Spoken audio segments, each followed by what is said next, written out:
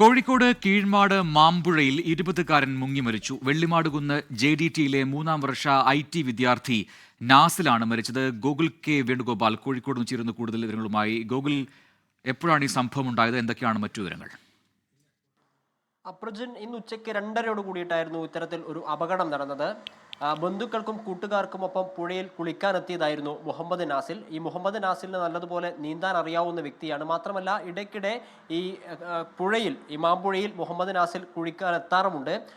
ഈ നീന്തുന്നതിനിടയിൽ മുഹമ്മദ് നാസിൽ കൈ തളർന്ന് വെള്ളത്തിൽ മുങ്ങിപ്പോവുകയായിരുന്നു. അതിനാൽ നീന്താൻ അറിയുന്നത് കൊണ്ട് തന്നെ ആദ്യമൊന്നും ഈ കൂടെ ഉണ്ടായിരുന്ന ആളുകൾ ശ്രദ്ധയിൽപ്പെട്ടില്ല. പിന്നീട് മുങ്ങി താഴുന്നത് കണ്ടാണ് കൂടെയുള്ള ആളുകൾ രക്ഷിക്കാനായി ശ്രമിച്ചത്. എന്നാൽ അവർ ശ്രമിക്കുമ്പോഴേക്കും മുഹമ്മദ് നാസിൽ വെള്ളത്തിലേക്ക് താഴ്ന്നു കഴിഞ്ഞിരുന്നു. പിന്നീട് ഈ ബന്ധുക്കളുടെയും കൂട്ടുകാരുടെയും ബഹളം കേട്ട് പരിസരവാസിയായ യുവാവ് എത്തിയാണ് മുഹമ്മദ് നാസിലിനെ പുറത്തേക്ക് എത്തിക്കുന്നത്. ഈ പുറത്തേക്ക് എത്തിക്കുമ്പോഴേക്കും മുഹമ്മദ് നാസിൽ മരണപ്പെട്ടിരുന്നു.